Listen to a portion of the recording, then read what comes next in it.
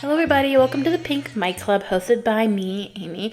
We will be reviewing full albums, mainly pop albums, and I'm an average music listener, so I am not somebody that has a ton of knowledge in music production. I just enjoy listening to music, and I wanted to create a podcast where I could review albums as just an average person in the hope that people who listen to people who are like me, who don't know a lot on music, can listen to my reviews and hopefully relate to them a bit and find new music through that.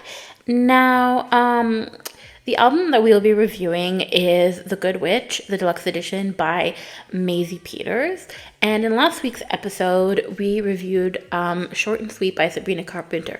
Now, I have been listening to Sabrina Carpenter for quite a long time. I discovered her in her first era, the Can't Blame a Girl for Trying era, and I've listened to her off and on, which means I don't listen to necessarily full albums. I would say the first time I listened to probably a full Sabrina Carpenter album that was a decent sized album, wasn't an EP kind of, was Emails I Can't Send. And I definitely got excited for Short and Sweet from her singles Espresso and Please Please Please, which I thought were really great and have really kind of launched her into the pop girl stardom. But for my second episode, which is the one you're currently listening to, I wanted to do a music review for an artist I knew nothing about at all. So Maisie Peters is a name I've kind of heard a little bit through TikTok, but I mainly heard it when she went viral a couple weeks ago on TikTok for a video she posted for when she opened up for Taylor Swift on one of Taylor Swift's Eras Tour shows in London. In her last set of Europe shows that she did before she's now on her hiatus, before she starts up again. And I can't wait to go to the Eras Tour, so just putting that out there. So she kind of went viral for this clip wherein she was, I don't know if you want to call it singing, but she was singing her song. And in this particular part of the song, because somebody put a comment about this on a clip I was seeing where she was getting hate. And so that's why I'm going to say this. A fan, I guess, of Maisie Peters was saying, in this part of the song, she's not trying to actually sing well. She is sort of trying to pretend or mimic her ex-boyfriend. And so that's kind of thing where you're pretending you're repeating what somebody said to you. So you're saying it differently. And so she kind of got a lot of hate for that clip. And I don't know if that was the first clip she posted of herself performing at the Eras Tour, but if it was, I'm not so sure it was the best clip to post, because you are going to get a lot of new people who are going to discover you because you opened for Taylor Swift, who maybe never watched because I know there's a lot of live streams that go on during the Eras Tour, but who may not have watched any of those. Just know that you open for Taylor Swift, are curious about your music, find your TikTok, and then click on this clip, and it might not be the best introduction, but also maybe it's just a clip that she really liked. So I thought I would give her latest album a full listen through. It happened to be the deluxe edition. It was 21 songs, and unlike the Short and Sweet album, where in the Short and Sweet I wrote notes because I already know a little bit on Sabrina Carpenter. I've listened to Emails I Can't Send or some of her previous work, so I knew a little bit about her vocals and things like that going into it. And I'd listened to Please Please Please and Espresso, which I thought were great singles, so I was able to take notes about each song and what I liked and production wise and things like that. But for Maisie Peters, I didn't do that. It was 21 songs, and I felt stopping the songs wasn't going to be beneficial to getting a full grasp of her as an artist, stopping to write notes. So I decided I wasn't going to write any notes, and I was going to listen to the album and then kind of gather my thoughts afterwards. So here are my thoughts. It's 21 songs with no features, which I think is really impressive. I'm not saying having another artist feature on your album devalues the album or makes it less impressive. I'm not saying that at all, but I'm saying to sustain a 21 song album yourself, I feel is very impressive in a world where there is a lot of features on albums, and to have a really long album, you tend to be a really, really popular artist who can that has a fan base that would just buy your music already just because it's you. And I'm not saying that Maisie Peters doesn't have that kind of fan base, because every artist to a certain degree has a fan base that buys their music just because it's them, not because it's it could be the worst album that artist ever put out and people will buy it because they're huge fans of that artist.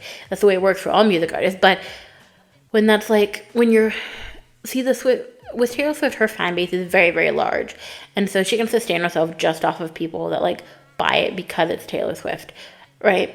It could be like 31 songs of white noise and people will buy it just because it's Taylor Swift. She could sustain herself that way. When it's smaller artists such as like Maisie Peter that are kind of working their way up in the music industry, they do have that fan base, but it's not necessarily as large. And so oftentimes having features of a bigger artist on an album can be helpful. And this is her second album. So in the first album, you can understand not having any features because it's kind of like, who are you? People may not know who you are. She has released singles and did do a small soundtrack for an Apple Music TV show before she put out her first debut album. So she's been putting out singles, I believe, since I looked and went all the way back to maybe 2017. I don't remember when I was looking on her Apple Music page. And so I can understand, obviously, in the first album, not at all having any features. But in the second album, I could totally understand having features, especially from an artist like Ed Sheeran, because she is signed to his Gingerbread Man record label. So it would totally make sense that he would feature on one of her songs. I'm actually surprised like he's not for some reason. I just feel like that's something that like he would do to like bolster her career. But I think she doesn't have any features, and I think sustaining that album without any features is pretty cool.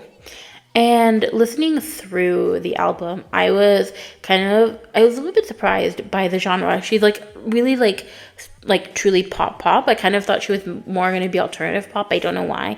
I think it was just like the vibe and like the album cover and her style kind of made me think she was going to lean more alternative, but she was truly like a true pop girly. And I really liked that. Like the songs that stood out to me was Body Better and then Run. I really like the vibe from Run. I like sonically the vibe, the beat, the melody. I think it's all cool, as well as Body Better. Those are two songs that I've actually been kind of listening to on repeat since listening to the full album. And I think the full album is like actually really great. It's really difficult for me to like go out there and like listen to a completely new artist I've never listened to before. Because I kind of have my comfort zones when it comes to artists. Like, I'll listen to like a Taylor Swift, Shawn Mendes, Selena Gomez. Like when I listen to a full album, I want to listen to one that like I already know my skips. I already know the entire album. I already know like the vibe, and is it going to be a vibe that I want to listen to for a full album? And so listening to a completely new artist, like, can kind of put you in this headspace where you can already kind of be like, I don't know if I'm going to like them. And then you go into it like with that uncertainty, and then it leads you to like potentially not like them and be like, I don't like that. But I feel like I went into this like obviously uncertain of what I like the music, what I not, and I actually really liked it, and I thought it was really great. And I think like, I often think as somebody who likes pop music that like it's kind of like stereotypical. I'm not like interesting. I don't like those people that like listens to like Florence and the Machine and like all of those like more unique, like Lana Del Rey. Like I don't listen to Lana Del Rey. I'm not one of those like cool kids that listens to like Troye Sivan and Lana Del Rey and all of those. And so I think like, oh my goodness, but there are people out there in the pop industry making great albums, and I think some people can say it's hard to be creative in like the pop world because like everything just sounds the same, which like maybe what's on the radio does sound the same, because like to some degree there's a certain sense of like the same style will get popular and then will get sent to radio. But I think you can be creative, and there's going to obviously be similarities. Like if you listen to a ton of country albums, they could all kind of sound the same because they have the same vibe. The artists have a twang, and there's like guitar, and the theme of the lyrics in country songs can tend to be the same. But with the Maisie Peters album, I think there's a lot of creativity in it, and I think it definitely sounds like a true pop girly album, but at the same time, the sense of uniqueness with her vocals. So the little bit of information I do know on her, which was from looking on her Wikipedia after listening to the album yesterday, was that she is from England, And so obviously she has English or British, whatever you prefer to say, accent. And I think that comes through in her vocal a little bit. It's not there. Like some songs a little bit more noticeable, some it's less, but it's definitely noticeable for me in all of her singing. And I think it comes through in such a unique way because I think when a lot of people truly sing like music who have accents, and I think specifically like pop music, 'cause that's what I listen to mostly, and they have accents, it can tend to disappear because that's what happens. And it's like this thing in my mind that like confuses me, how like you have an accent and then when you sing it just disappears. I'm sure somebody has an answer scientifically as to like how that happens, but I just find it interesting. And so I like how it comes through a bit, her accent, and I think it adds like a uniqueness to her vocals, and I like that. I like that you can tell in her singing that she's like British. I just think it's cool. So two of the songs that really stood out to me on the album that I've kind of been listening to on repeat since the album came, since it came out, since I started first listening to it yesterday, was Run and Body Better. I think both of those have a great melody and great beat. I just like the kind of sound and the vibe from Run. I just think it's like kind of, it sounds like just this song that like is catchy, but in a fun way. It's got like a very unique sound. It's not like catchy in like the most stereotypical way. And so I really like those two songs, but I think other songs that sort of stand out, and let me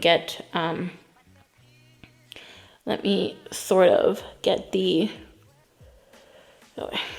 I'm just gonna get the album track list out because I only first listened to it yesterday.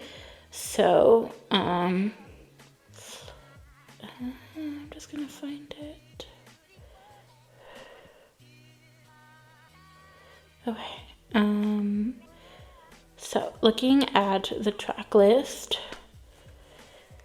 I also liked Watch and Coming of Age, as well as BSC, which is an acronym for her, but it's what she titled the song, and it stands for, let me look, Batshit Crazy. And so that one too has like a kind of, that one has like a more like Olivia Rodrigo vibe, but at the same time, it's not all like Olivia Rodrigo, but it's like inching on that like, kind of like, pop rock kind of vibe. So I liked, but I definitely liked Coming of Age, Body Better, Run. I think History of Man was good too. And even like the slow songs, I felt like some of them that were like slow and like the intro and things like that, they weren't like skips for me. Like it was like maybe a couple that like I know if I were like to re-listen to the album as a whole, I'd probably skip. But some of them, like they were so at the beginning, but they kind of had like a good melody and good beat that kind of kept you wanting to listen to it. Because I am somebody that skips slow songs, so I'm not hating on her slow songs at all. I'm just somebody who skips like slow songs in general, even from like Taylor Swift. I will skip them.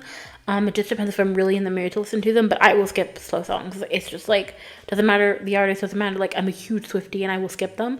So I'm not hating on her slow songs specifically, just I'm not a slow song girl in general. And I feel like some of them are not necessarily like skips. Like, obviously the first time listening to them, if you're somebody who doesn't like slow songs, you may start skipping them, but once you get past like the first verse and some of them you get into the chorus, it kind of like picks up a little bit and they're not like entirely slow, and I think that's like kind of cool. And I like the album, and I like that aspect in the album. But also what else I liked in the album, just like the vibe in general. I thought it was obviously a breakup album, and so I think that brings a lot of relatability for people. Breakup albums tend to be some of the most relatable music out there because it's something that like a ton of people go through, and I think it's kind of what propelled, for instance, Taylor Swift into sort of the celebrity she, like sort of the pop star she is now, is because she was a singer-songwriter, and I think she was a singer-songwriter in an era where that wasn't as popular as it is now. It's a lot more popular now, and I think part of that is due to, Taylor Swift and having that much success, because I think, and obviously I don't know the music industry at all, but I think I've seen some clips that I think it very much used to be that like record labels would like want you to perform these certain songs, and I think it can still be kind of that way today. And I think people sort of There are artists now that I think write their own music that didn't at the beginning because they performed like what labels were pushing them, and because labels wanted you to be commercially very successful, and if they could control that with the knowledge, because record labels obviously possess this knowledge of what's commercially successful because they have large rosters, right? So they have an understanding of like these artists put out these songs and they're really successful. And so at probably like years ago, and it could probably still happen now, probably like years ago when artists were kind of coming on and being signed to these labels, they were sort of pushing songs that are in the same vibe of what other artists on their roster had put out that had become very commercially successful. And it probably was very difficult for them to trust artists that wanted to write their own songs and produce and be really involved in the production process, because when you write your own songs, you're very involved in the production process, because I believe with artists that write songs and then sell them, so they don't perform them, they can tend to create demos for them and with like production and everything.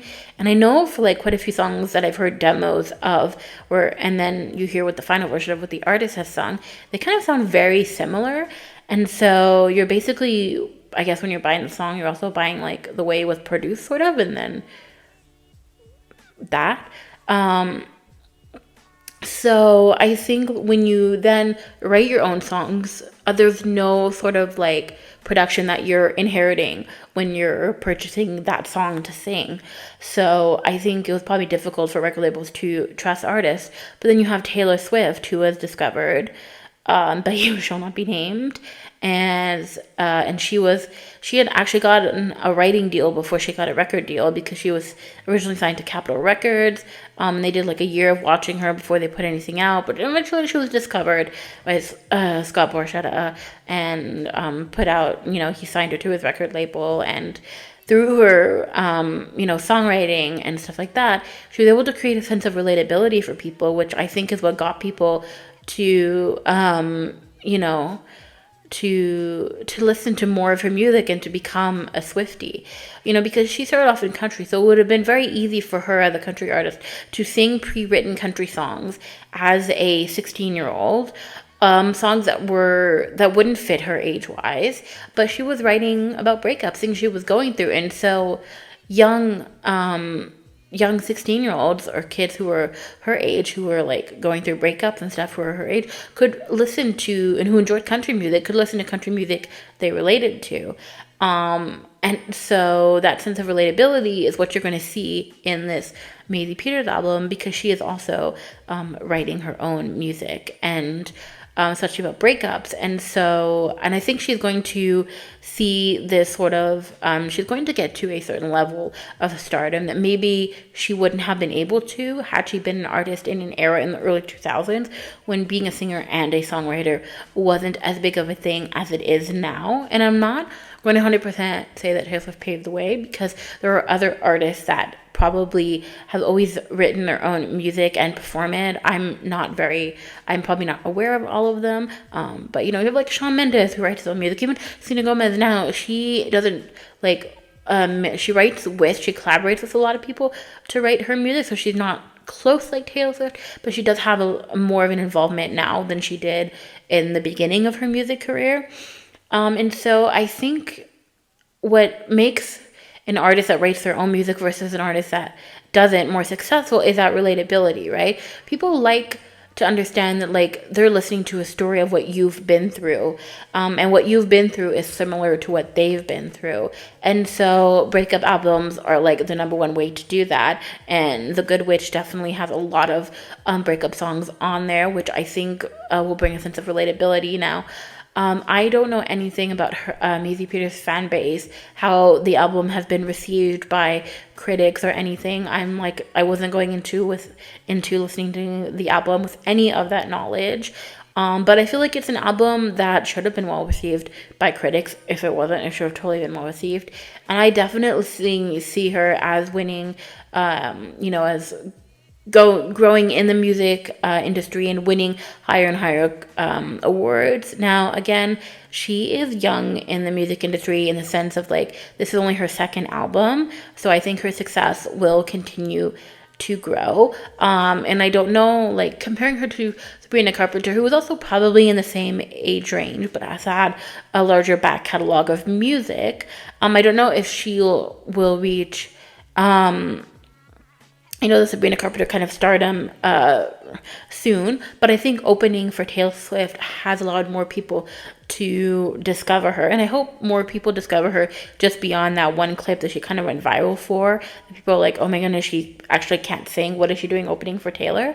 Because if you listen to this album, she actually can sing, and it is a good album. And if you like pop music, like Sabrina Carpenter, like Taylor Swift's Lover, because it's more in sort of that vibe, like Olivia Rodrigo and artists like that, you will like this Maisie Peters album. And I do recommend you give a full listen to it before you judge her based off of that one clip, because I think it is a very cohesive album, and you can tell she did what a lot of artists are doing now, where a lot of artists are working down with a pared down set of producers. I think there was a period where artists were working with a bunch of different producers for different songs, and the producer list can tend to be long, and I'm sure it is, but you can kind of tell it's a pared down, because it's very similar to Taylor Swift, where Taylor Swift will write with whoever she's producing with. So it'll be her and Jack Antonoff, or her and it'll be 2 to 3 songwriters on the songwriting credit along, and including Taylor Swift.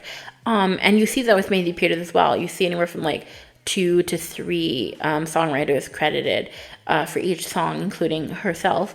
So that means I think she's working down with a paired set of producers, which I think really allows you to create a much more artistic album, right? Because you're working with a smaller set of people rather than a larger set of people where somebody's creating this vibe, somebody's creating that vibe. I think it allows you to also really create a more unique album, be more involved in the production process. And I think we're starting to see that more, where artists are not just coming in and performing lyrics they didn't write, and they're just letting producers produce a song. There's a lot more involvement that artists are having in the production of the song, and it really helps create a fully rounded artistic album that I think makes these albums sound better, sound more unique, and makes it sound less generic. So if you are somebody who saw that clip on TikTok, who is like, oh my goodness, she's not a good singer, I would never listen to her music, take that idea out of your head. I would say listen to Body Better and Run. Those are my 2 favorite. If you're like, oh my goodness, I can't listen to a full 21 song album, those are the 2 that I really liked from the album. So those are the 2 that I would say to listen to. But obviously, maybe look up some other TikToks of people who have listened to your album and songs they've really liked. But yeah, I would say take a listen to the album before you bring that sort of judgment that is very easy to bring when we're just watching a simple clip on TikTok. It's very easy when watching a clip on TikTok to be like, oh my goodness, she can't sing. But in reality, she can. So I hope that you enjoyed this episode. If you want to listen to my previous episode, you can do so by subscribing here on Apple Podcasts or YouTube, wherever you're watching this. Until the next time, thank you for listening to the Pink Mic Club.